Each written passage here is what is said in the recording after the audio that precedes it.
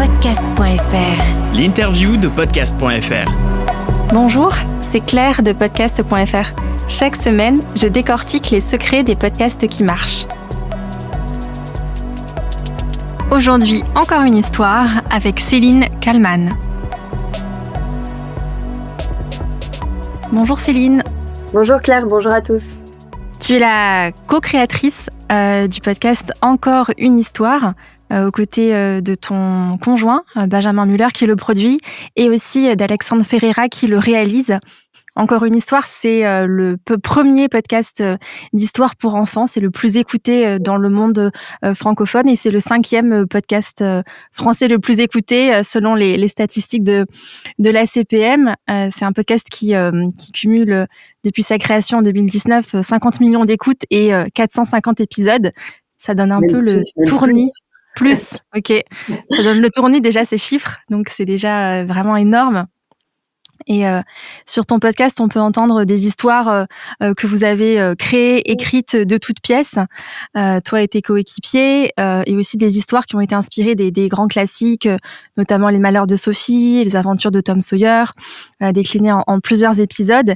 Et puis on y fait aussi la rencontre de personnages que tu incarnes, des personnages récurrents et très attachants, comme Tommy le mouton, un mouton à la voix un peu bizarre, la natte avec son accent hyper drôle, que j'ai vraiment beaucoup aimé, et puis Bolduc, qui est un lutin, si je ne me trompe pas.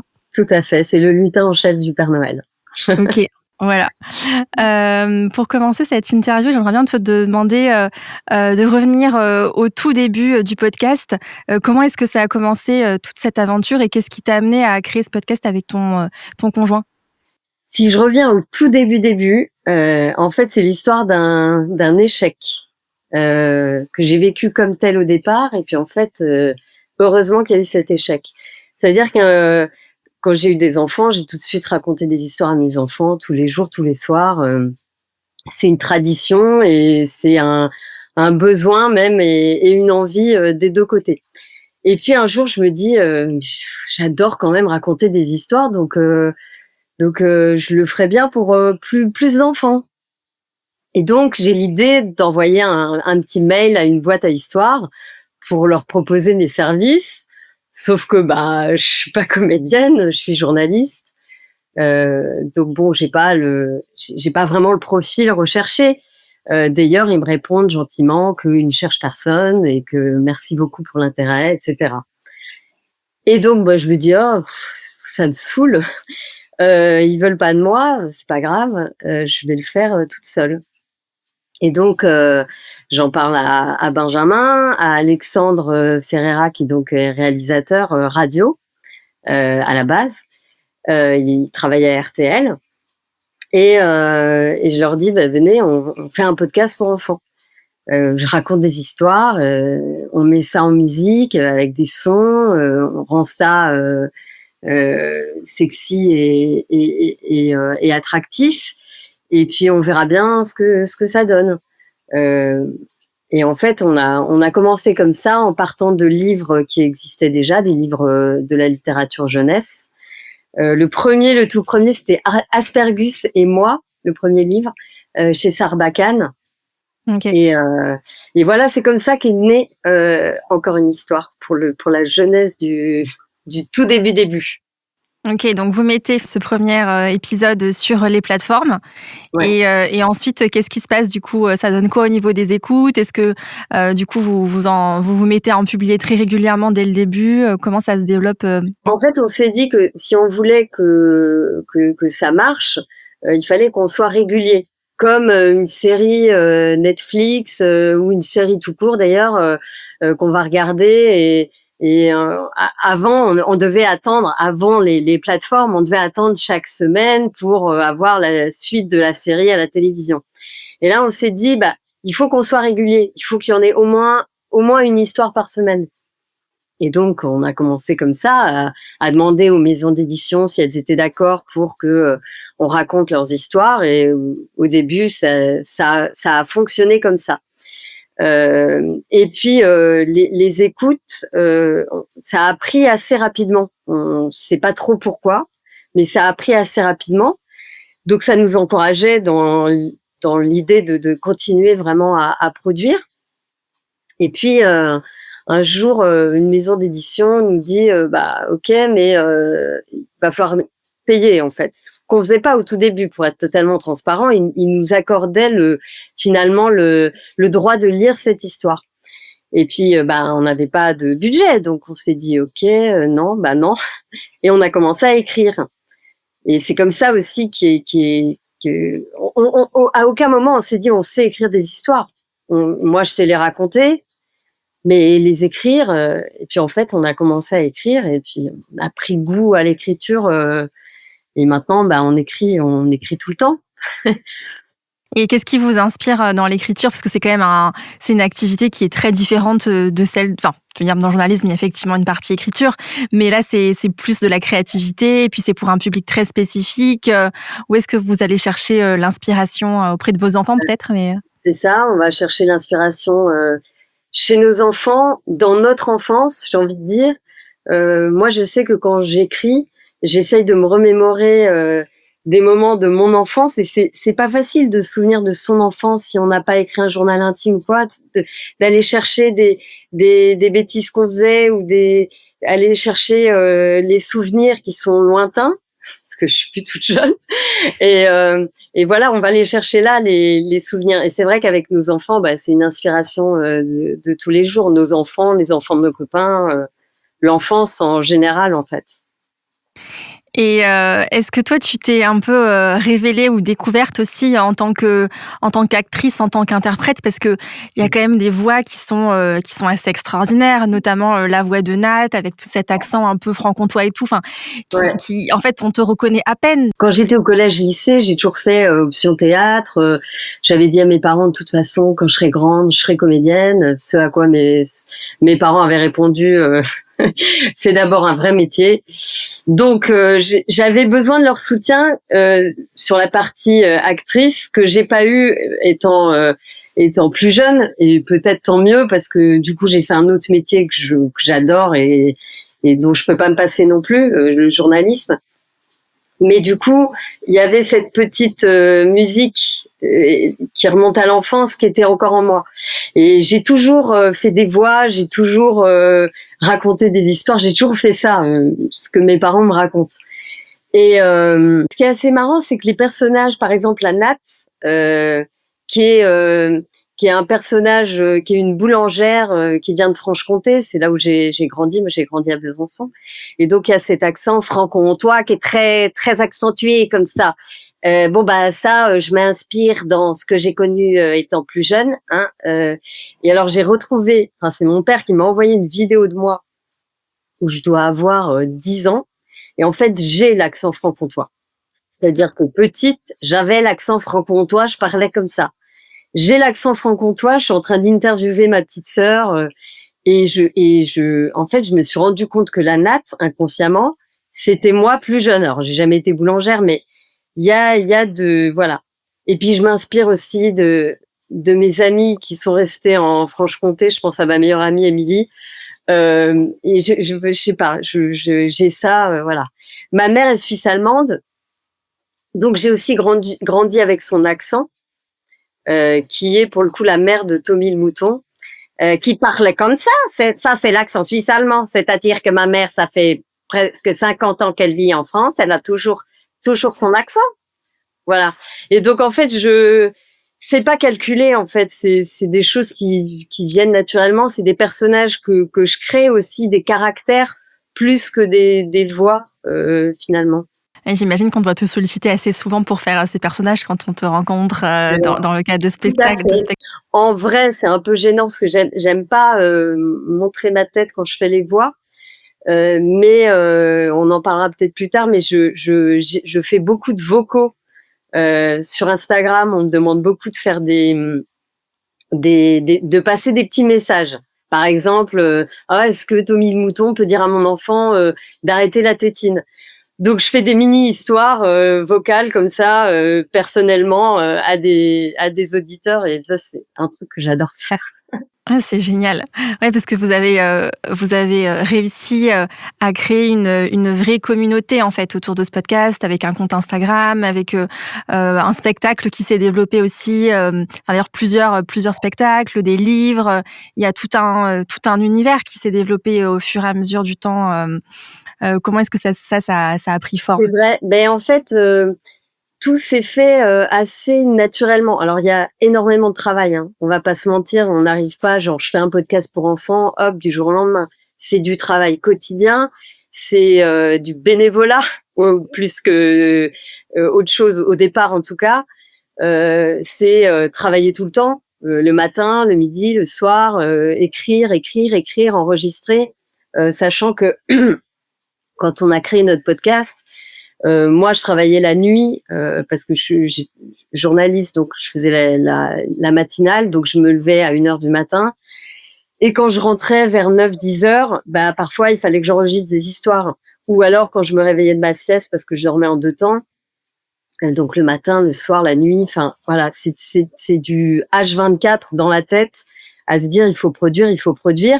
Et puis, il y a des attentes des enfants, c'est-à-dire on va faire une série. Bon, si la suite de la série n'arrive pas, moi, je me prends des messages, je peux vous dire parfois virulents. Ça reste sympathique, mais parfois, j'ai envie de dire, je peux pas tout faire. Donc, on donne beaucoup et on reçoit énormément aussi, heureusement, et c'est ce qui nous encourage. Mais pour répondre à votre question sur les livres, le spectacle, c'est des choses en fait qui arrivent assez naturellement. C'est-à-dire que nos auditeurs, il y a 6 ans, ne savaient pas forcément lire. Aujourd'hui, sont devenus des lecteurs. Et on se dit en fait que le podcast, ça peut être un cercle vertueux. C'est-à-dire on écoute, mais on peut lire ensuite, on peut s'amuser à faire les voix. Moi, ce que j'ai envie, c'est que tous les enfants puissent inventer des histoires, en écrire, s'amuser à faire des voix, inventer, imaginer, et ça, c'est hyper intéressant et important. Ouais, et aussi effectivement, il y a tout ce positionnement, je pense, autour de l'évitement, on va dire, enfin d'un substitut, d'une alternative aux écrans. Les écrans, franchement, c'est une bataille de quotidienne. Et je dis pas ça en tant que podcasteuse, je dis ça en tant que parent. Ouais. Ils sont partout, on est dessus, et c'est une telle addiction en fait que si on ne se bat pas et si on lâche, c'est foutu. Et en fait, moi, je me bats tous les jours contre les écrans parce que mes enfants sont attirés vers les écrans comme des mouches. Ah Ouais. non, mais c'est juste pour travailler. Non, stop. Donc, il faut réussir à pas les bannir totalement parce qu'il faut apprendre à vivre avec.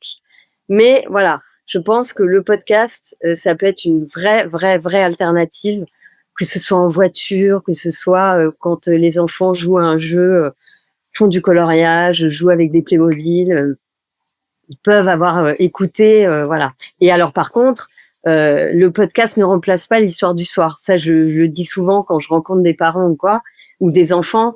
Je trouve ça hyper important, d'où aussi la nécessité d'avoir des livres qui en découlent, de lire à son enfant une histoire. Je trouve que ça reste primordial et très important. Ouais, c'est complémentaire effectivement.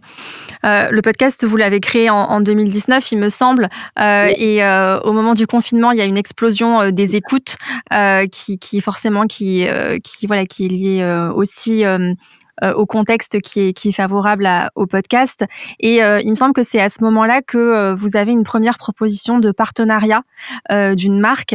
Comment est-ce que ça se passe, ce décollage et puis le début d'une forme de monétisation qui commence? Oui, c'est vrai qu'à ce moment-là, on a des premières marques qui nous contactent parce que leurs enfants écoutent encore une histoire, donc ils nous connaissent, ils connaissent nos valeurs, les idées qu'on va développer, l'imagination, l'aventure. Et en fait, c'est ça qu'on aime aussi quand on va travailler avec des marques, c'est que on partage les mêmes valeurs. Récemment, nous, on adore, par exemple, le jeu Sky Joe. Et du coup, on se dit, attends, ça pourrait être trop marrant de faire une histoire avec ce jeu de cartes, qui est en plus J'en fais pas la pub, mais je trouve, moi qui suis pas très jeu de société, j'aime beaucoup ce jeu parce que c'est rapide. En plus, ça fait bosser le calcul mental. Et donc, je me dis, c'est des super valeurs. Et donc, pourquoi pas l'intégrer dans une histoire avec notre aventure, nos personnages, et ça fonctionne. Et c'est ça qu'on aime bien quand il y a des marques qui nous contactent, c'est que on sait en fait ce que nous on veut donner, développer comme idée, comme valeur. Je reviens à ça. Donc il y a certaines marques, c'est sûr qu'on travaillera jamais avec, et c'est tant mieux. Ouais, c'est un positionnement qui est clair pour vous aussi, de par le public que vous touchez, et donc ça rayonne aussi en termes de cible et de ce que vous êtes OK de diffuser ou pas. Et vous avez d'ailleurs décidé de garder le podcast gratuit. Ouais. Et de proposer, si j'ai bien compris, plusieurs formules, c'est-à-dire soit il y a un abonnement qui est payant via le Apple Club, ou bien via Patreon, soit il y a une écoute gratuite avec de la publicité, et il y a de la publicité en programmatique et aussi effectivement en host-read avec des marques, c'est ça? Ouais, c'est ça. Effectivement, moi, dès le début, moi et les autres, Benjamin et Alexandre, on voulait que ça reste gratuit parce qu'on sait que certaines personnes ne peuvent pas mettre 3 € par mois ou 30 € par an dans un podcast. On a tous des dépenses multiples et variées, donc on comprend ça. Après, avant, au tout début, il n'y avait pas de pub. Aujourd'hui, il y a beaucoup de pubs, mais c'est la manière et la seule façon que l'on a de continuer de créer, en fait. Ça, parfois, c'est très, très rare. Mais des auditeurs nous le reprochent. C'est comme ça, en fait. Quand on regarde la télévision, il y a de la pub. Quand on écoute la radio, il y a de la pub. Quand on écoute des podcasts, il y a aussi de la pub. On peut effectivement s'abonner. Et là, on n'a plus de pub du tout. Et ça, c'est possible aussi. À l'heure actuelle, vous êtes à temps plein sur ce projet. Est-ce que toi, tu continues ton activité de journaliste? J'ai pris 1 an pour le développer encore plus. Franchement, j'y suis à 100% là. Beaucoup d'écriture, beaucoup d'histoires, d'enregistrements, etc. Mais je reviendrai, oui, au journalisme bientôt. Il faudra que je continue d'avoir une double casquette, mais ça me va très bien en fait. Je trouve ça super, et d'ailleurs c'est une des raisons aussi pour lesquelles j'adore la fiction, c'est que l'actualité est tellement lourde, compliquée, pessimiste, que les histoires pour enfants d'autant plus, c'est un bol d'air, quoi. C'est une passion et c'est une nécessité de raconter des histoires, de partir dans des mondes un peu extraordinaires. Ouais. J'ai vu récemment sur une publication Instagram une photo de un personnage qui, je crois, s'appelle Novi, qui est un petit extraterrestre qui se retrouve sur un écran à Times Square. Ouais, Et du coup, comment est-ce que tu te sens en voyant que certaines des histoires ont été adaptées en anglais et qu'elles se retrouvent à New York? C'était incroyable. En fait, ça, c'est donc avec Amazon et Alexa, les petits boîtiers où on dit Alexa, quel temps fait-il aujourd'hui, etc. En fait, on a créé un petit personnage qui s'appelle Novi, qui est un extraterrestre qui arrive sur Terre et qui, du coup, découvre à hauteur de petit extraterrestre notre façon de vivre. Et du coup, souligne... il y a plein de petites histoires comme ça. Et ça aussi, c'est pareil, ça a pris très, très, très vite sur Alexa. Et du coup, il y a eu des millions d'écoutes. Et c'est arrivé, je recontextualise, donc c'est arrivé sur les gros panneaux publicitaires à Times Square. Donc on se dit, à New York, donc on se dit que ouais, c'est dingue. Après, que ça arrive là, c'est extraordinaire. Après, on continue, on n'a pas de... On est fiers, c'est sûr qu'on est fiers. Après, on continue, quoi. Voilà. Vous le faites par passion et aussi par conviction, c'est ce que tu disais. Ouais, parce que il y a aussi autre chose qui me fait dire qu'il faut qu'on continue, c'est que c'est tous les messages que je reçois, qu'on reçoit sur Encore une histoire ou sur mon compte Instagram. C'est tous les jours plein de messages. Je réponds, j'essaye de répondre à tout le monde. Ça me prend du temps aussi. Mais j'adore parce que j'ai un vrai lien particulier avec les auditeurs qui est très sincère en fait et quand on fait des dédicaces ou quand on a fait le spectacle à l'Alhambra qu'on va refaire d'ailleurs en juin 2026. Là, quand je rencontre les auditeurs, c'est magique, quoi. C'est extraordinaire. Comment vous êtes retrouvés, justement à adapter le podcast en spectacle? Est-ce qu'on est venu vous chercher ou est-ce que, c'est vous qui avez sollicité un producteur? C'est un peu les deux, en fait, avec Karim Merabet, qui est donc le producteur du spectacle à l'Alhambra, qui produit d'autres podcasts sur scène, d'autres podcasteuses ou podcasteurs sur scène. Et en fait, c'est vrai que quand on faisait les dédicaces, on en a fait au Bon Marché à Paris, on en a fait à Lyon à la Fnac, on en a fait à Rennes, un peu partout en France. On était frustrés parce qu'on n'avait pas le temps de rencontrer tous les enfants. Il y en a il n'y avait pas assez de temps en fait. C'était 4 heures, parfois 3 heures de queue, 4 heures de dédicace à rester assis. C'était très long. Et on s'est dit, mais pourquoi est-ce qu'on ferait pas quelque chose où on va rassembler plus de monde en même temps et moi me permettre de voir tout le monde et voilà et d'avoir cet échange qui est peut-être moins intimiste mais qui reste quand même un moment assez dingo parce que les enfants vont voir en direct le podcast se faire et ça c'est assez magique et effectivement tous les personnages, il faut faire attention que ça perde pas la magie de l'audio. Mais bon, ça c'est voilà, c'est le moment qui est assez incroyable. C'est un moment un peu suspendu et c'est comme ça qu'on a eu l'idée en fait. C'est parce que on faisait les dédicaces qu'il y avait tellement de monde qu'on s'est dit on va essayer de rassembler plus de monde dans une salle et on a réussi à faire deux Alhambra le même jour. Enfin, c'était assez dingue. Ouais, c'est énorme et aussi pour toi une expérience de scène qui est différente, Oui. du fait d'enregistrer, de ton côté, derrière ton micro, dans ta salle, quoi. Oui, c'est vrai. Quand j'étais au lycée, collège-lycée, je faisais du théâtre. Après, j'avais fait une petite représentation devant, je sais pas, 150 personnes. Là, il y avait en tout 1200 personnes, donc ça fait beaucoup.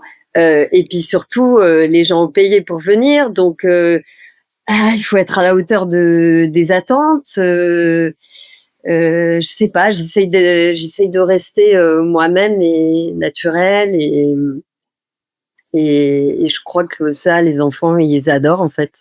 Si tu avais, des conseils, à donner pour, quelqu'un qui, aimerait, se lancer dans le podcast ou le faire décoller, le déployer, qu'est-ce que tu donnerais comme, conseil?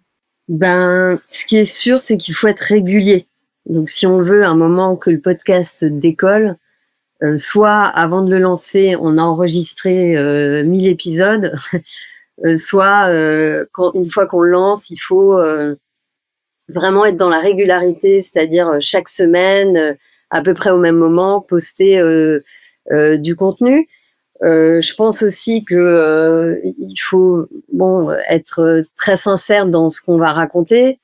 Euh, il faut raconter des histoires en fait.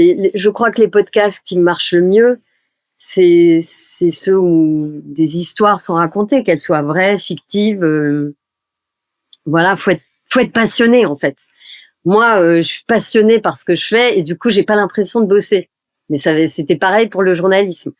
C'est ce que je dis à mes enfants. Je leur dis, trouvez un métier qui vous passionne, vous aurez pas l'impression d'aller bosser quand vous y allez. Il faut aimer faire ce qu'on fait. Et donc, si on lance un podcast, il faut pas le faire pour les mauvaises raisons. Il faut pas le faire pour essayer de gagner de l'argent. Il faut pas le faire pour trouver de la notoriété. Il faut le faire parce qu'on aime ça et parce qu'on a des choses à partager. Je crois que c'est ça. Oui, c'est ça qui permet aussi de tenir sur la durée parce qu'on sait que c'est très, très chronophage la production d'un podcast, qu'il faut tenir effectivement, tenir, c'est un marathon quoi, c'est pas un sprint et donc c'est la passion qui permet aussi de continuer. C'est exactement ça. Et puis nous, avec Benjamin et Alexandre, on est très très proches sur ce qu'on crée. On se connaît maintenant par cœur. Ça fait 6 ans qu'on est sur Encore une histoire. Donc on se connaît par cœur. Alexandre, il connaît ma voix dans les moindres détails. Limite, je pense qu'il sait exactement quand je vais me reprendre, quand je vais tout recommencer. Lui, avec ses musiques, ses sons, il connaît le rythme de notre podcast en fonction de l'histoire qu'on va raconter. Et ça, c'est vraiment génial. Et puis dans l'écriture avec Benjamin, on échange tout le temps. Donc je vais relire ce qu'il a fait, je vais lui dire non, bah ça bof. Il va faire la même chose avec moi. Il me dit je rajouterai ça. Donc voilà, on s'encourage tous les trois dans la production qui est intense en fait, qui est intensive. Là, on a lancé un nouveau podcast qui est vraiment tout jeune, qui s'appelle Pierrot et Poupouche et qui est destiné aux plus petits, on va dire, même si moi, j'aime pas donner d'âge, j'aime pas mettre les enfants dans des cases et dire de 2 à 3 ans, vous pouvez écouter ça. Mais bon, en tout cas, c'est pour les plus petits, où ça raconte en fait des petites scénettes de la vie quotidienne entre un frère et une sœur. Voilà, on est hyper content de ce nouveau podcast. C'est un podcast qui est à côté de Encore une histoire. En fait, on va dire que c'est Encore une histoire qui le produit, c'est moi qui raconte, mais c'est pas dans le fil Encore une histoire. On développe encore plus de podcasts pour toucher peut-être plus d'auditeurs. Après, c'est sûr, le podcast, il y en a encore plein qui ne savent pas ce que c'est. Mais ça se démocratise de plus en plus quand même. Ouais, exactement. J'espère juste, moi, que le podcast va pas devenir comme un peu ce qu'on peut voir aujourd'hui sur les réseaux sociaux, c'est-à-dire être dans un couloir et n'écouter plus que ce qu'on aime. Parce que si on fait ça, en fait, on va être tous dans un couloir et on se parlera plus. Pour toi, il faut que ça reste un média qui est un média ouvert, mais c'est quand même aussi pareil pour la radio ou bien pour les journaux qu'on écoute. Merci beaucoup. En tout cas, merci Céline pour ton temps et puis pour ce partage. Et donc, je rappelle à nos auditeurs qu'ils peuvent écouter Encore une histoire sur toutes les plateformes d'écoute et puis bien sûr sur podcast.fr et te suivre sur les réseaux sociaux. C'est Encore une histoire. C'est Encore une histoire, ouais. Merci beaucoup. Merci.